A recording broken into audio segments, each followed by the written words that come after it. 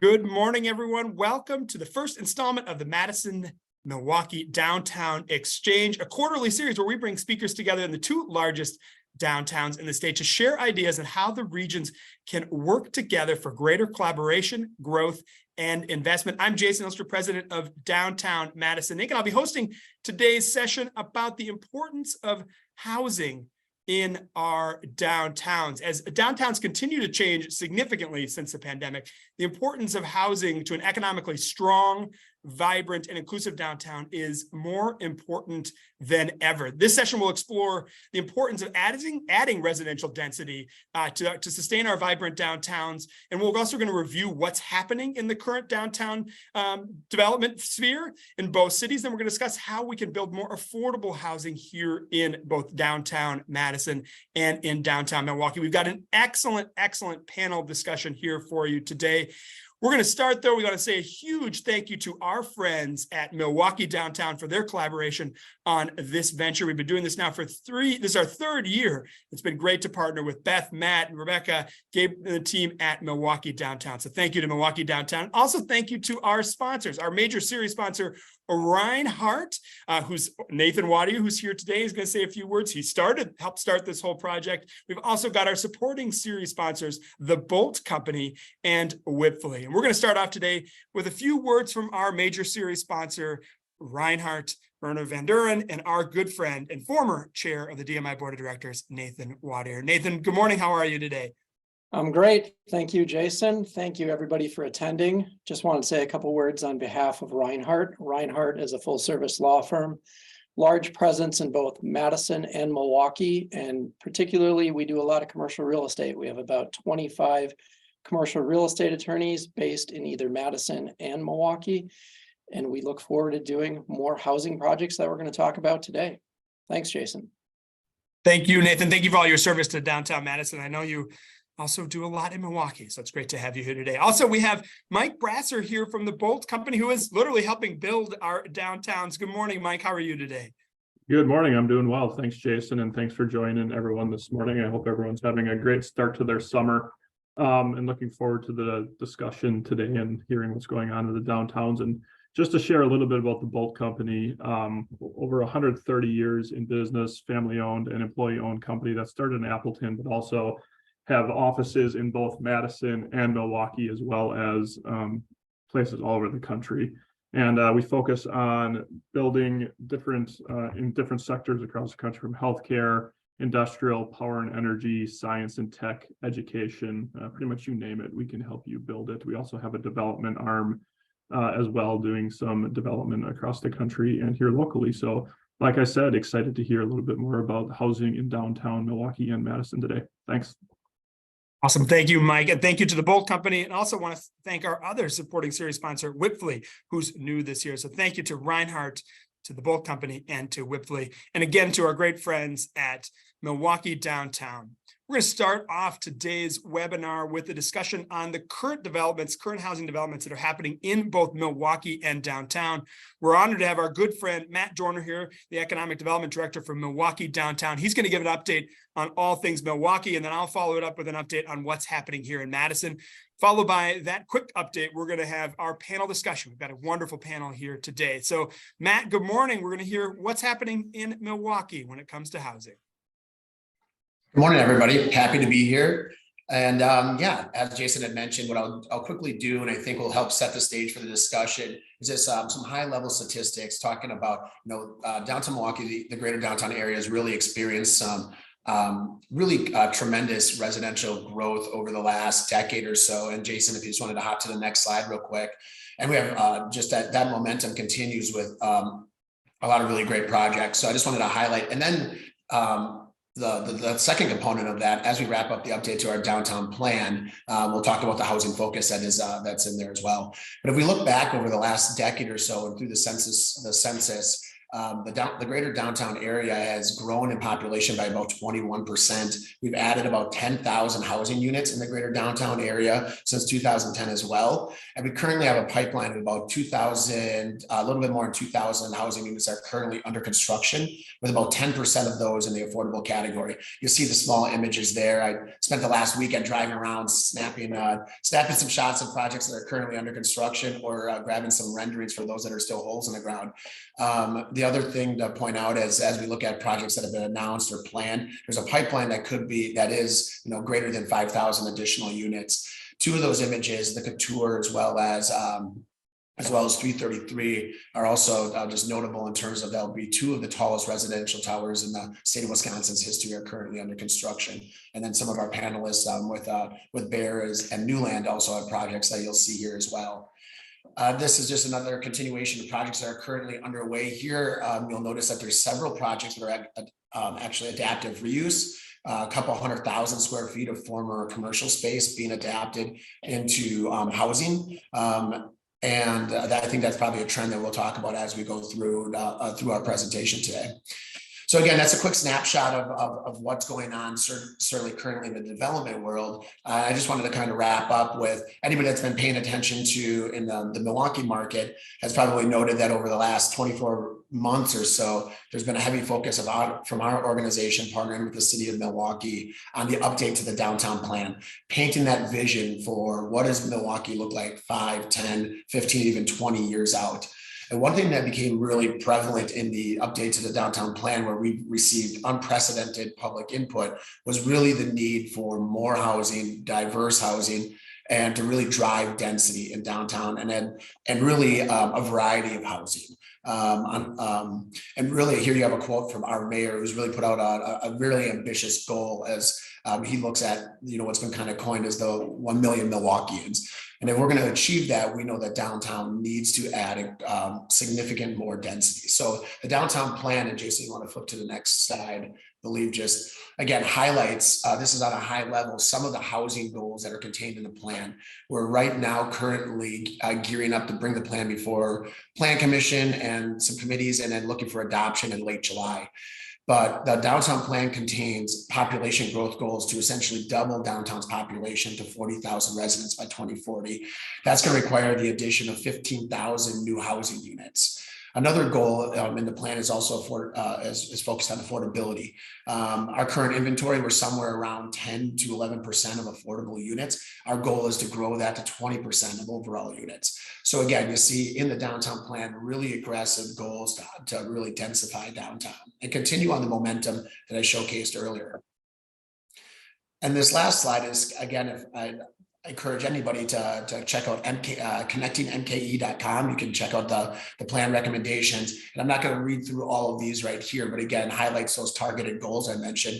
But recommendation number 5 in particular, I think, is somewhere where our organization and those public sector partners that are on the call can really look at how do we work closely with our private sector partners to provide those world-class amenities. And I think this will be part of our discussion today. What can continue to encourage the market to react and invest in downtown? It really is about sort of that collaboration and building neighborhoods. And I think that's something where our organization in particular, as we look at the implementation strategy, is really believes that we can play a role and help and encourage more housing development. Excellent, Matt. So great to see so much happening in Milwaukee and so much development happening as well. We're going to give a quick update as well to what's happening here in Madison, and I'm going to give that part of the update here for you. For those that don't know, I am the president of Downtown Madison, Inc. We're a member-based organization trying to create an economically strong, vibrant, inclusive, and equitable downtown to live, work, and visit. There's a great shot of the Isthmus. I mean, who doesn't want to see that shot? I put it in every presentation. So what is our baseline? What are we talking about when it comes to housing and residents in downtown Madison? As of last year, we had 33,707 residents. That is a significant increase of even the year before, and we're going by 1,000 residents or more every single year, and we're really seeing that growth in the amount of development that's happening here today. There are over 6,000 units in development. Those are any project that is in a neighborhood meeting or anything higher, right? Going through the entitlement process at UDC or Plan Commission here in the city, waiting for construction or in construction. And over 2,000 units in downtown alone are being built today. We have 9 tower cranes. I just counted them for another project, 9 tower cranes throughout downtown Madison. And all of them except for one are building housing. The only one that's not is building the computer data and information sciences building on the UW campus. Also very important for economic development. Over 500 of those units are affordable. We're seeing a real growth in the affordable housing projects. Now, the question is, where are those projects centered around? And you really can see it in 4 main focused areas off of East Washington Avenue. And anyone who's been to Madison at all lately has seen the real growth from the Don Miller car dealerships, a dozen years ago now, to a series of towers. And we're having a series more towers that are getting built now, particularly on the housing side. Regent Street sees a huge amount of growth as well. And we know that the city of Madison, through our partner here, Matt Mikolajeski, has been working very hard to implement the city's Regent Street plan. We're also seeing it on Wilson Street, which is a street that runs parallel to Lake Monona. About 1,500 units alone are in the works, in construction right now, or being planned for Wilson Street, including Bear Development, who we're going to talk to later, and SR Mills has a project on Wilson Street. And then last is on Johnson Street near campus, a ton of housing there as well. Question is, why? Why is this happening? And I think Madison is in a very fortunate position that we have a tremendous amount of Gen Z, Generation Gen Z, that is moving to Madison. We have the highest proportion of any city in the country. Over 10.6% of our new incoming residents are Gen Z, those new hires that are being hired by these companies. We're seeing companies that are growing exponentially, Exact Sciences and Epic. And to say about Epic, last year they hired 3,800 new folks to their company, and 90% of them, 90%, were ages 22 to 26, and they certainly are choosing to live in our downtown. We track all development on a development tracker, actually thanks to our great friends at Reinhardt that help put this on. You can go to our website and track all that development in the upper right-hand corner. This actually is a snapshot from a couple of months ago, and so you see even more of these colorful dots and circles that are each one development project. So there's a ton happening here right on the isthmus. A highlight of a couple of those projects, they showed some renderings here. We've got the Baker Place, a kitty corner from Bree Stevens on East Washington Avenue in the upper left-hand corner, and the former SWIB site, which should be coming down here any time now, with this great project by our friends at Quad Capital Partners and First Martin, that are building a 330 or so unit building right in the heart of downtown with a food hall and a ton of amenities as well. We also have in the bottom left-hand corner there, we've got the Oli project, which is over 440 units, including some affordable on the 300 block of State Street. And then the Adria, which is the big picture here, right at the basin of West Wilson, Henry, and Hamilton, I should know the streets well, since I am the one that schleps for downtown. And this project is almost in completion at 200 units. And then we've got in the upper right-hand corner another project by Core Campus right off of Johnson and Broome. And then this beautiful project here on the left, which is SR Mills' Bears Development, a fully affordable project here at the intersection of Wilson and Broome Street. So that's what's happening here in both Madison and Milwaukee. We're going to send it now to a panel discussion to give a little bit more in-depth and ask some questions of what's going on. We're also going to have time at the end. So the last 15 minutes will be dedicated to your questions. So if you have questions, please submit those either in the Q&A or the chat, and I can ask those questions. But I want to introduce our panel and then get going on our panel discussion. First on our panel, we're going to bring back Matt Dorner. Matt Dorner is the Economic Development Director for Milwaukee Downtown. We're honored to have Matt Mikolajeski, the City of Madison's Economic Development Division Director. So thank you, Matt, for being here. We have SR Mills, the CEO of Bear Real Estate Group, who, as mentioned before, has affordable housing projects and other projects in both Madison and Milwaukee. And then we've got Tim Gochman, the Managing Director of New Line Enterprises. And we're excited to have New Line Enterprises here because they just built an amazing timber tower in Milwaukee. And I think people call him Timber Gochman as well. I think that's true. Yes. All right, we're going to get started here right away. We saw a lot of change from the pandemic. It accelerated certain economic trends in downtowns. And unfortunately, we're seeing headlines every day about, downtown struggling, if it's San Francisco and others, that had significant amount of office workers. But what we are seeing on the positive side is a significant amount of residential rebirth happening in both of our two downtowns. Why is housing so important to the economic strength and vitality of a downtown now after COVID? Matt Mikołajewski, I think we'll start with you from the Madison perspective, and we'll send it to our friends in Milwaukee. Sure. Thank you, Jason. And good morning, everyone. It's great to have you joining us. And this is really a great opportunity to share ideas between the state's two largest cities. Certainly housing really has always been important to downtown Madison, but continues to be so for a number of reasons. Certainly it provides the 24/7 vitality that I think we want to see within our communities. It especially helps to support all the retail and dining establishments downtown. It definitely adds to our tax base and is an important component of building a strong tax base for the city. And then I think you referenced the fact that there's a lot in flux with office development. And I think in this post-pandemic period, I think that we're going to find that housing in some ways is going to help support the employment base within our downtown and certainly help support the desire by some employers to remain or to move or to expand downtown, even though they may not require as much office space. Having housing very close to employment is going to continue to be important for the city. Matt, you saw Matt Dorner. Sorry, we've got two Matts on our panel. Matt Dorner, what are you seeing in Milwaukee? Why is housing so important? You just completed your downtown plan, and what are you seeing about housing to help really increase the vibrancy and make sure that we have plenty of activity in downtown Milwaukee?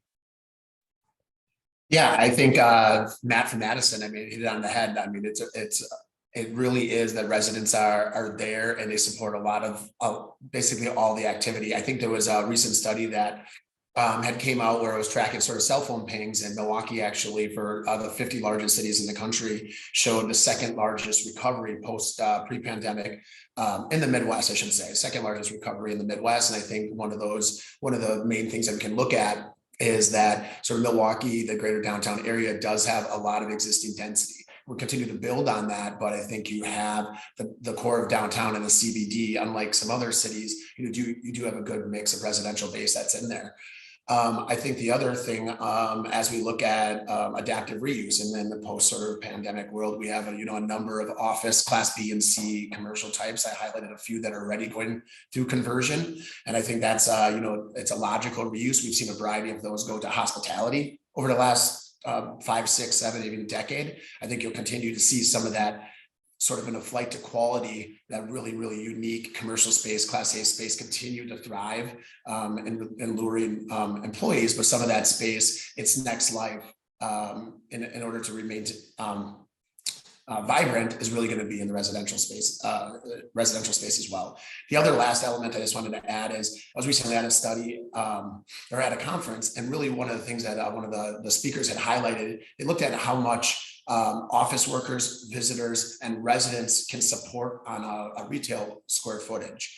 And it was, I don't have the exact figures in front of me, but the residents by far and away essentially support about 2x about the retail square footage that a standard office worker, because they are there. So at the end of the day, if you look at supporting the surrounding uses, it really is important to have a strong residential base.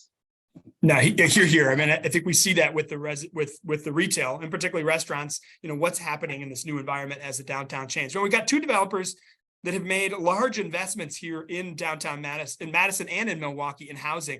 Tim, I'd love to start with you. You've just built a very large project, a really exciting project in Milwaukee. Why are you investing in downtown? Why do you see it as important to the vitality for downtown Milwaukee?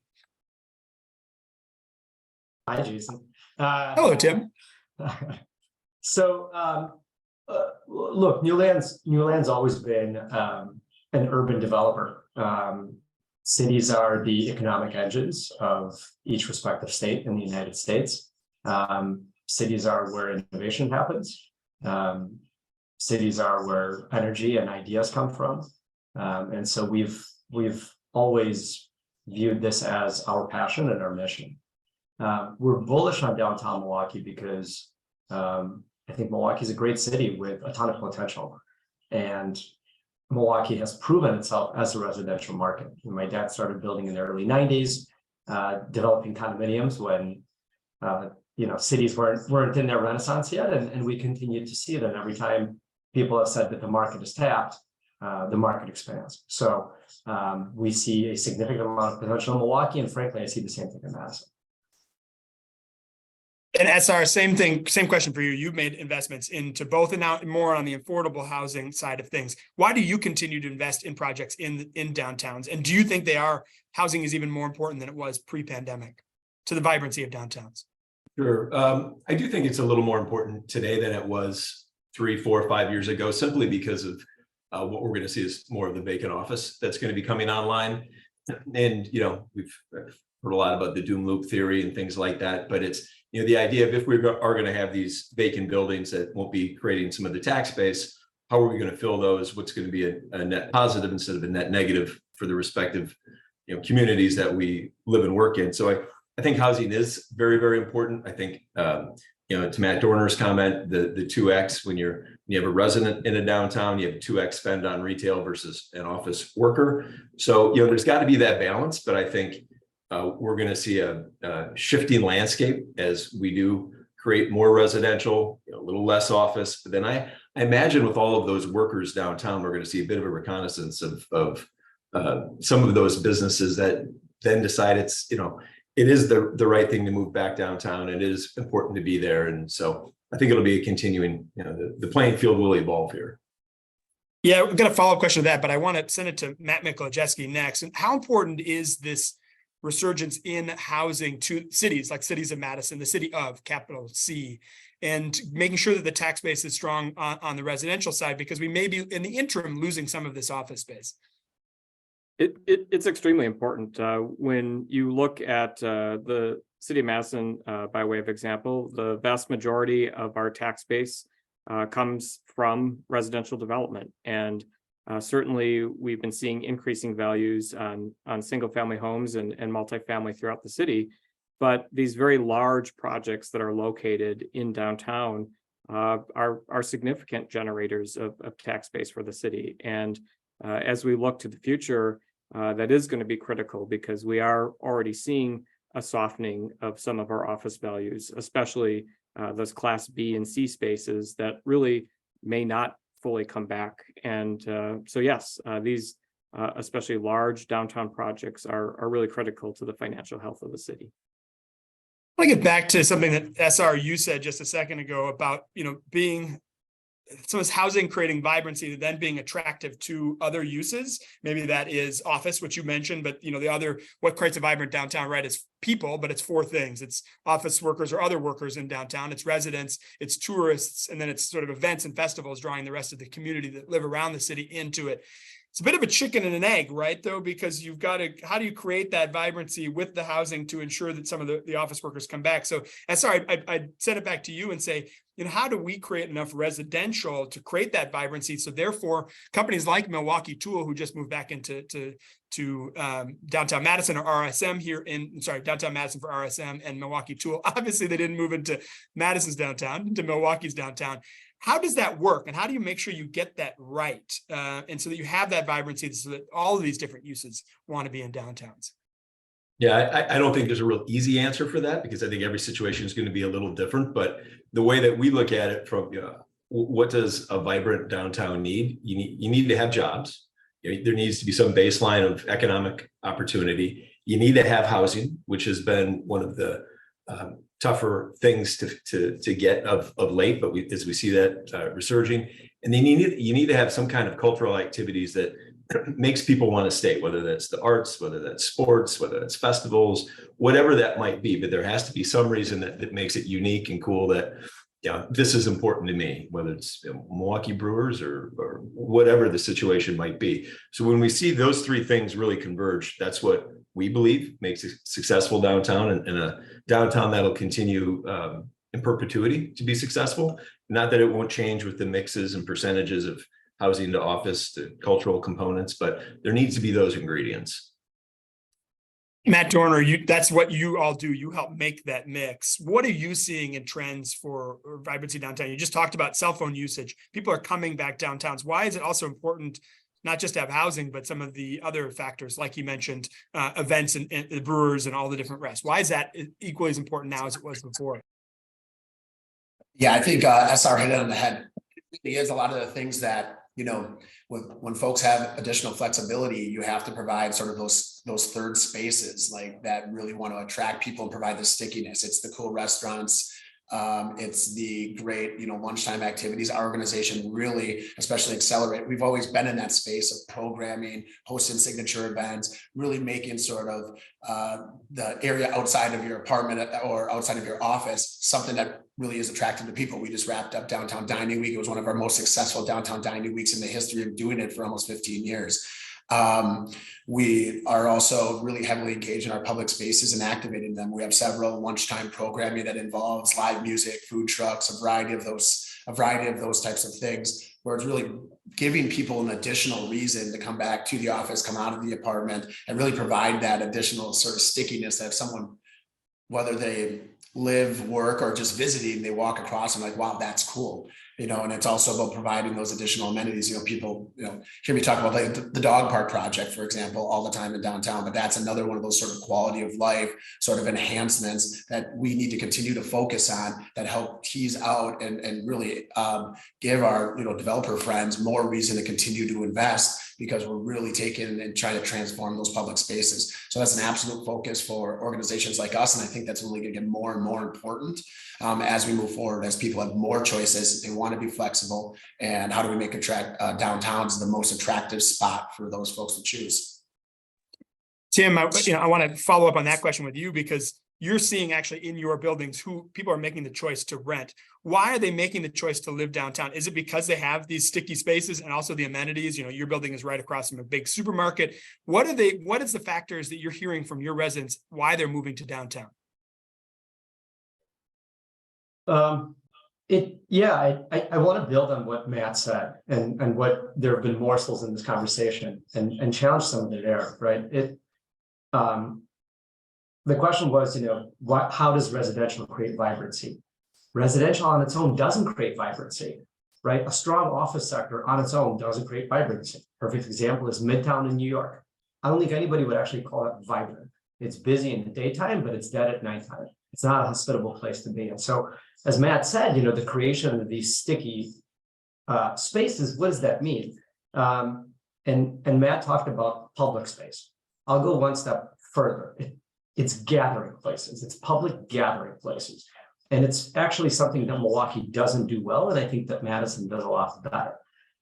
But right, you can have great restaurants, but if you think about the way that you socialize in a restaurant, it's different than the way you socialize in a plaza or a park, right? Or an ice rink or whatever, or a dog park, right? At a restaurant, you're seated. You may see someone but you're seated with a person that you're having dinner. You're not mixing around.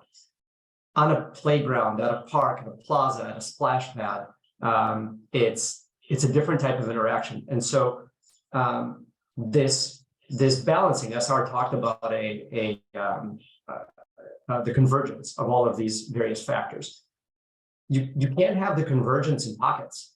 When the convergence is, we have a great office here, we have a great residential here, right? This is where we lack vibrancy. And this is where the office projects that struggle, it's important to rebalance them with residential, not just because of the tax base, but because the way that downtowns have historically been designed is not sustainable. It's not sustainable to have these concentrated pockets that go dead after 5 p.m. And so we're talking about a bigger urban planning approach as to how a great downtown functions. And that's ultimately what people are drawn to. That's why people, and I can speak from Milwaukee, right? That's why people like to live on the east side, or they like to live east town. But there are other pockets that struggle with residential because they don't have those sticky spaces. Matt, as your team, I know you're not in charge of the planning division, but certainly that is a big part of it. You want to have these different mixes. How important is what Tim is talking about to planning for a city, which we just saw in Milwaukee, and we're doing an exercise here in about 2 years in Madison?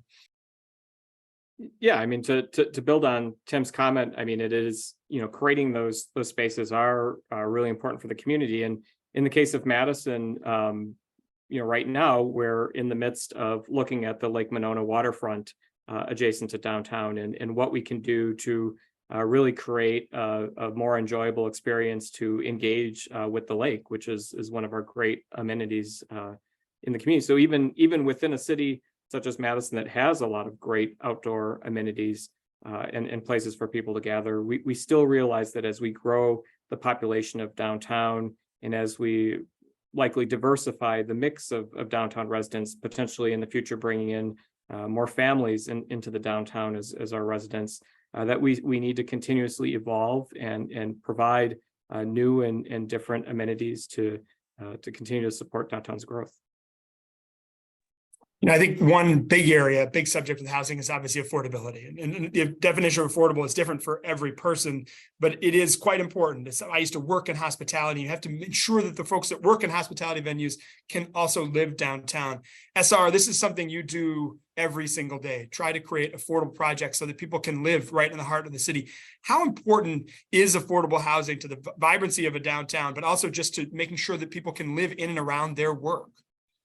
Yeah, I mean, I think you summed it up nicely. We've done a lot of projects, sometimes some firsts in various downtowns and smaller downtowns where, there's an education process, but once you get it over the hump and people realize that it's the server, it's the person working behind the cashier, and having that vibrancy so somebody doesn't need to live 15 minutes away, 10 minutes away, they can actually live, work, play in that downtown. It really is important. And I think we have about 1,000 units that will be under construction and by year end in Milwaukee, that majority of those workforce in varying degrees too. We've gotten some good rules and regs that have come down from both the state and the feds that gives us a little bit more flexibility on that workforce housing moniker, so we can hit different area median incomes and still be successful without cannibalizing a certain 60% AMI or what have you. Now we can stretch that out a bit, and that's really helped, and it's been a good tool in the toolbox for us. I'd open up the question to any of the panelists. What do we do to make sure we're building more affordable housing in and around our downtowns? From the market side, from the market rate housing side, I continue to see a lack of understanding how the overall housing market works, and that the creation of market rate housing does not raise rents for other people, vice versa, right? It's a simple supply demand formula. People also have to look at housing in a city with a macro scale. We can only create so many units per year, which means if we're talking about the creation of 20, 30,000 units, for example, for a city like Milwaukee, that's going to take a decade plus. Well, think about buildings that were built 10 years ago and what their price point is now relative to the new construction coming on. It's much lower, right? And so ultimately, market rate housing that gets built today becomes more affordable, right? Not 60% AMI, but it becomes more affordable across the spectrum. And so this long view and enabling more housing to be built is critical for downtowns as well. I think if I can jump in, Jason, I think from the public sector side, one thing that we continue to struggle with is just really having an understanding among policymakers around what it takes to construct affordable housing and why affordable housing development is perhaps different in many ways as compared to market rate. And as a city, we continue to look at ways that we can improve how we regulate development and how we support development so that affordable housing is more likely to occur. We've looked at ways to adjust our zoning code to allow for density bonuses to make affordable housing more attractive for some developers.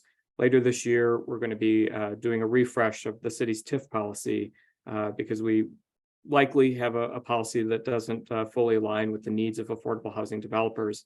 And so we're going to start looking at what we can do to change those policies to be better equipped to partner with the private sector on affordable projects. Yeah, just as a follow-up to that, I think that's something that we see as crucial, and part of the reasons that certain cities will have a lot of success with additional workforce housing, and that's because of not only the educational process and the time and the effort that the municipal leaders have put into educating about what it really means to the constituents, but also what kind of tools in the toolbox are there? As Matt mentioned, they're going through a revamp of their TIF program. Milwaukee's done a great job of that. And in really having the, it's a known quantity, how the TIF program works in Milwaukee as it relates to affordable housing. For us on the development side, that's really important. So we know the rules aren't going to be changed, midway through. And that's part of the reason that have made the continued effort to develop workforce in Milwaukee. Actually, we're going to open it up to questions from the audience. So if you do have questions, we're going to do that in a couple of minutes, but we got a question right now based on this discussion. And I think it's a really important question. How do you deal with neighborhood residents who complain about additional buildings going up? I think this is a big subject. I'll send that to any one of you that probably work through that issue.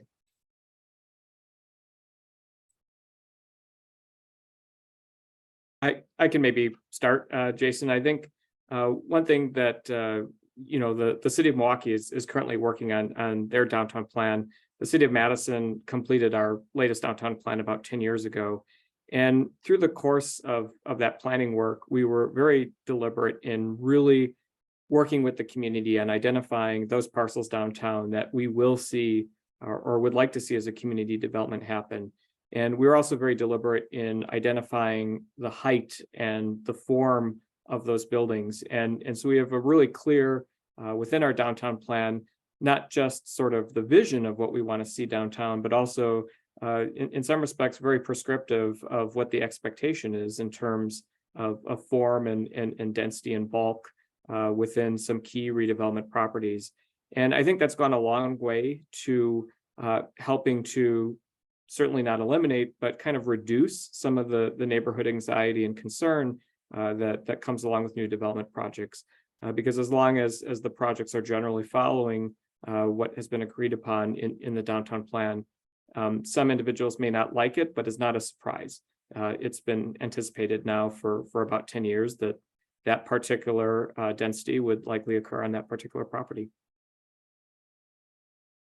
Yeah, I think for us, it's having the really good plans. So if our zoning follows our land use plan, we have great staff that's able to articulate that to the residents and elected officials that will vote accordingly. Then I think that in itself tends to mitigate a lot of the angst.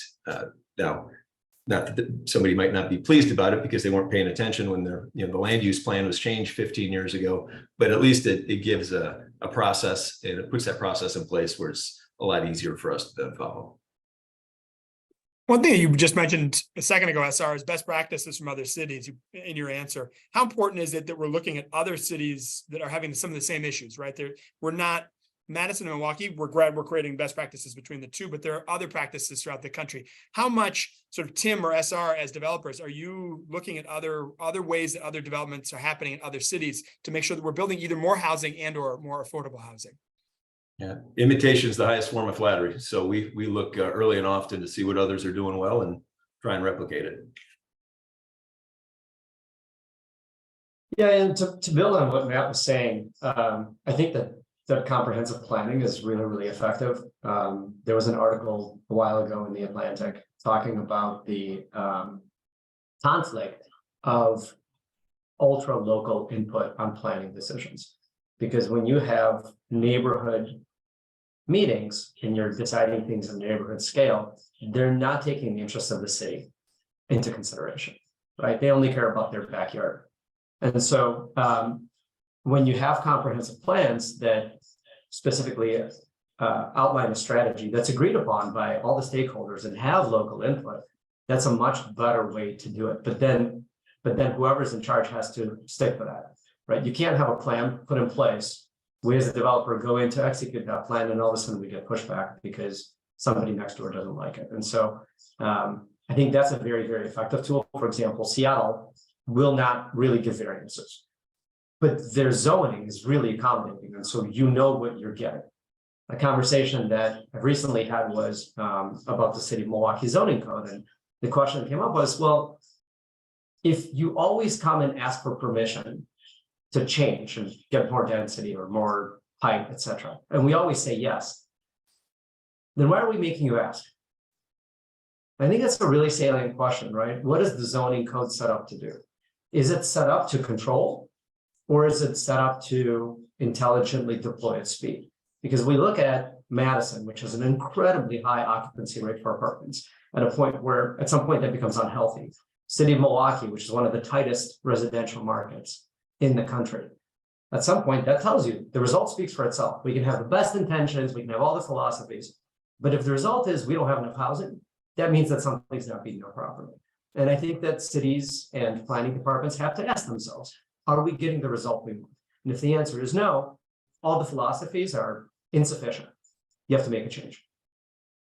It's a great point. I actually would open it up to two others. We're going to send our sponsor back in here, Nathan Wadier, who is with Reinhardt, who is a land policy expert. Nathan, this is what you do for a living. How important is what Tim is saying to making sure that we get enough housing? I'd like to just put on replay what Tim just said. That's excellent. It's really looking at what is the problem and what is the end result that we're trying to achieve, and are our policies getting us there. City of Madison, and particularly the staff, is really professional, really great at working with developers to help you navigate the process. But there is friction along the way through that process that often ends up in compromise that's not necessarily resulting in a project that's the goal that everybody wanted to see at the beginning. And it reduces the number of housing units that we have, and that's evidenced by the vacancy rate, as Tim's noting. So I excellent point, Tim. A question back then for Matt, what the city has tried to do as much pre-planning as possible. So how can the city sort of forecast for the developers what are happening in the best possible way? I mean, that's a really great question. And I think that, it's really key to have that feedback loop between the cities, both cities and the development community. Development community is rapidly changing. Their needs and how they need to approach development and how cities need to respond is changing. And it's really hard for either the city or the development community alone to move these projects forward. That there really needs to be continuous dialogue and a recognition that we may need to adapt and change as the real estate environment changes. We want to move on to another subject here about owner occupied. And we had a question already in the panel, but we got a great question from our audience. In Madison, we are seeing an influx of baby boomers looking to buy 2-bedroom condos as second homes to avoid the heat and climate change effects of other states, or as permanent downsizing of their homes. But we have no one building condos right now in the market. They prefer to own versus rent. What are we doing to build support for developers that are building more condos or more owner occupied buildings? I'll send that question to any of you. I can start on this one. Thanks, Tim. So New Land used to do a ton of condo development. In fact, we started with purely condo development. There's a saying that the road to hell is paved with good intentions. That's, when we talk about incentives for condos, I think that's a slippery slope. And I think the unintended consequences outweigh any possible benefits. At the end of the day, the market has decided, the market, right? Same as zoning, the market is sending a clear signal. There's a problem with condos. There's a reason why condos aren't being built. And it's not just in Milwaukee and Madison, it's all across the country, with the exception of a couple of cities like, let's say, New York and Chicago. And the reason is that condos are susceptible to governance issues. It's just a complex structure, and you're asking a lot of people to be owners and asset managers, and that's not what they do for a living. I think the real question is, again, back to the root. What problem are we trying to solve? If people prefer to own, what does that mean? Is it an equity issue?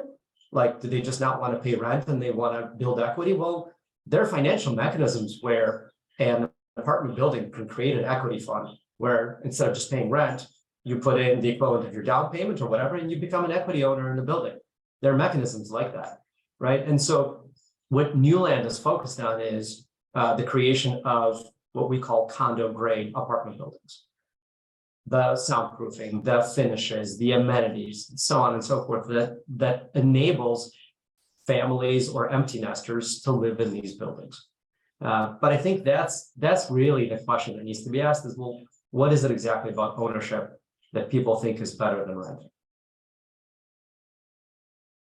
Yeah, I can follow up with that.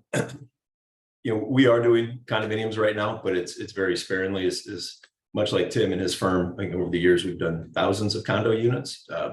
Very, very few within the last decade. Today where we're doing condominiums, and it's a different kind of product. Jackson Hole, Wyoming, we have a high-end product, townhomes, very different than what you would do in the Midwest, but it's very successful there.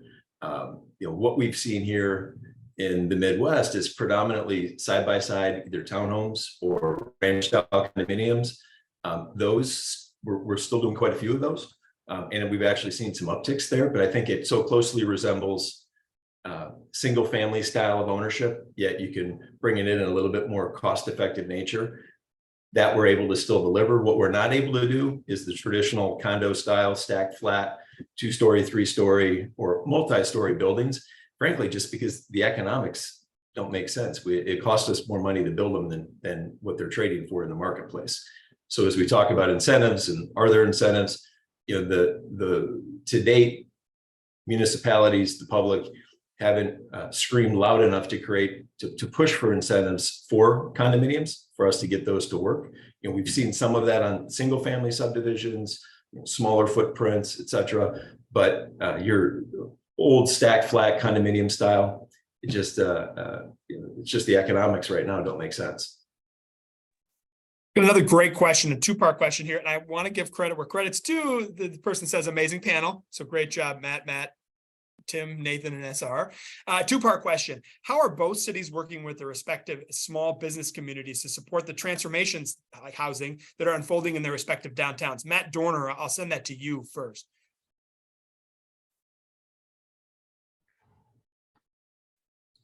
All right. Thanks for the question. I think, there's a variety of things. As a business improvement district, we're constantly working on how do we engage with our small business community and help promote them, whether it be through our events that are intended to drive consumers into their doors, like a downtown dining week or a variety of other types of those types of events. I'll even use an example of, how we, during the pandemic, deployed some of our resources in a non-traditional sense. For example, helping folks with the Active Streets for Business program, taking over public space in front of small businesses when when capacity inside, for example, was limited. So how do we, think innovatively about sort of helping support our small businesses be successful long term?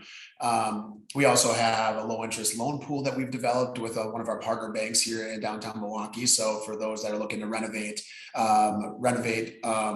first floor vacant space, there's additional resources. And we're always act like a conduit to whatever sort of programs that the city may have as well.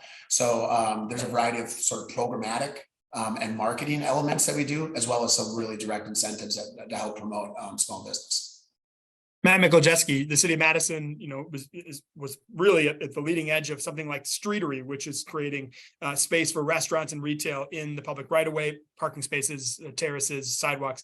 What else is the city doing to help ensure that small businesses in the area are there? So that, again, back to what SR says, you've got the small businesses that are there, so the residents move and the office workers come. What's the city of Madison doing to work on this issue? Sure. Thanks, Jason. The city of Madison saw really a huge increase in vacancy rates for ground floor retail during the course of the pandemic. And so as Jason mentioned, we stood up a new Streetery program starting downtown to allow more expansive outdoor dining, which continues to be very successful.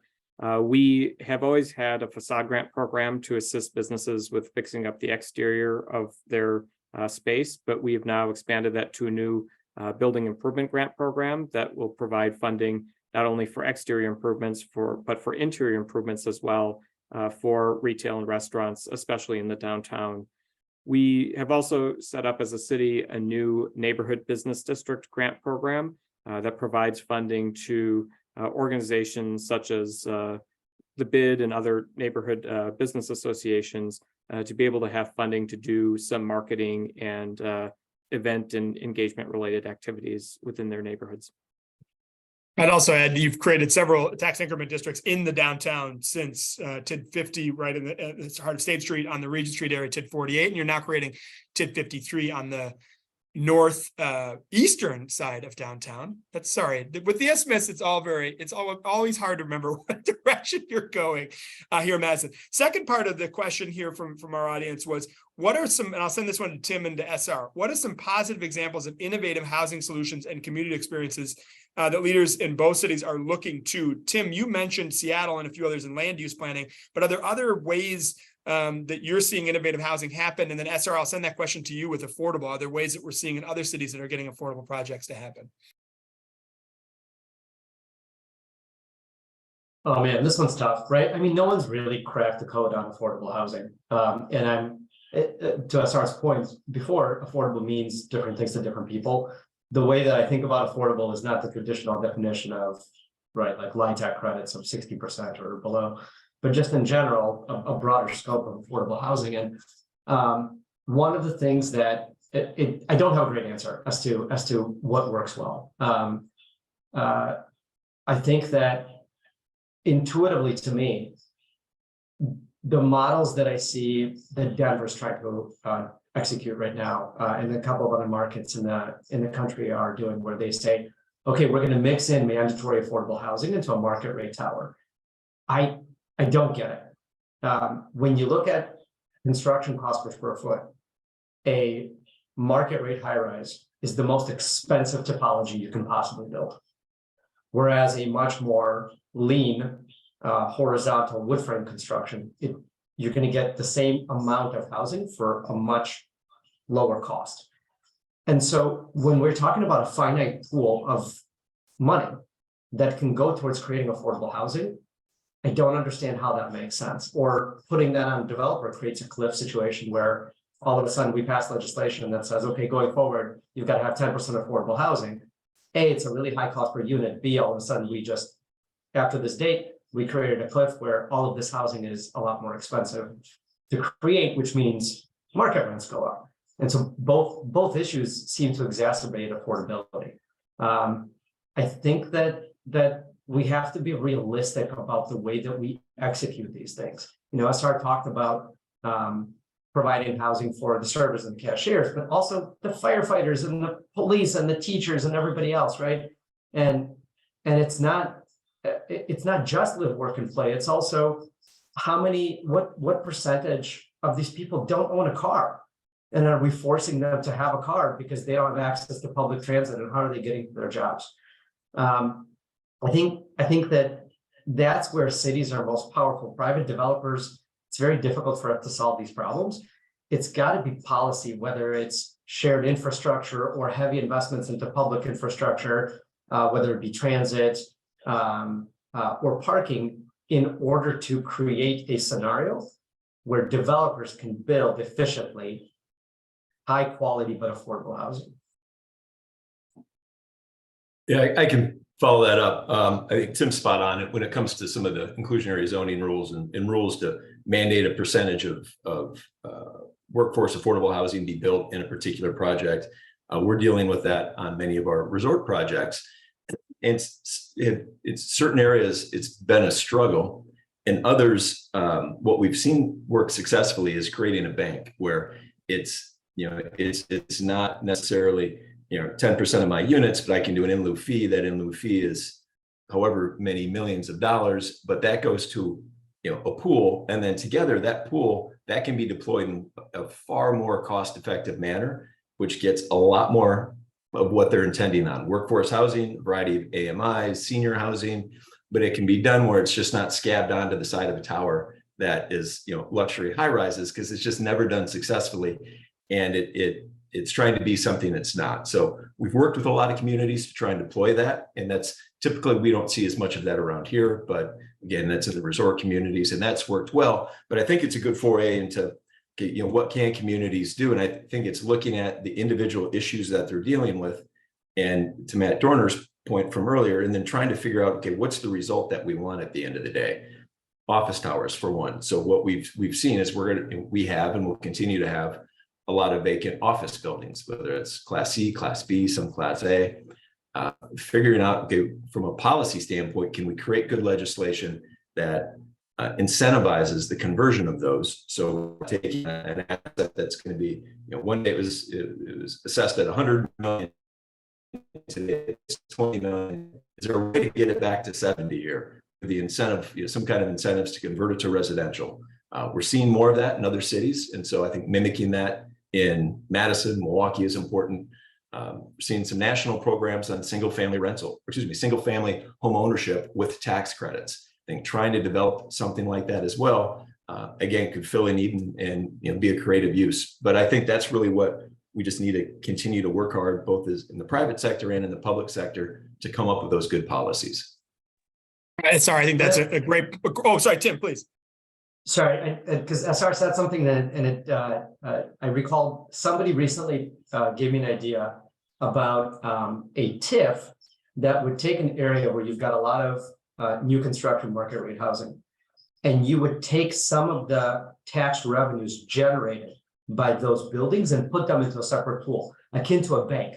And then that also is a way to deploy, right, the gains made to the tax revenues of the city to build affordable housing. And that to me is like this notion of, that we promote equitability by mixing in affordable housing and market rate housing, I think is more theory than actual practice. I think there are much better ways to drive equitability. But if the first and foremost, there are only so many problems you can solve at once, right? If the first and foremost problem is that we do not have enough affordable housing, then that's what we should be focused on. And so whether it's a bank, whether it's this TIF reallocation process, but towards the efficient creation of affordable housing, I think those are the mechanisms you're looking for. But some of the last word with Matt Mikolajewski, I think that exact idea is something that the city of Madison is exploring, correct? Yes, one of the things that we're starting to do as a city is look at using TIF to really leverage increment that's not only coming from projects that require TIF support, but also projects that don't require TIF support within the broader district. And we're in part doing that to look at like public needs, especially infrastructure needs, as we support this development, which is another important consideration that people don't always consider, is all the public infrastructure improvements that are needed to support this additional density downtown. But certainly under current state law, with the additional year of bonus increment that one can generate for affordable housing, we already have the ability to capture some of that increment and direct it to affordable housing. But certainly it's an interesting concept to explore further while the TID is open. Wow, this has been an excellent panel talking about how do we get more housing here in downtown, how important housing is for the vibrancy of downtown. I want to say a huge thank you to our panel, Matt Joyner, the Economic Development Director with Milwaukee Downtown, Matt Mikolajewski, the Economic Development Division Director for the City of Madison, SR Mills, President and CEO of Bear Development, and Tim Gochman, the Managing Director of New Line Enterprise. And we also had an extra panelist, Nathan Wadier, shareholder with Reinhardt. So thank you all very much. I want to say a huge thank you to our good friend who just joined us, Beth Weirick, as well, the President and CEO of Milwaukee Downtown.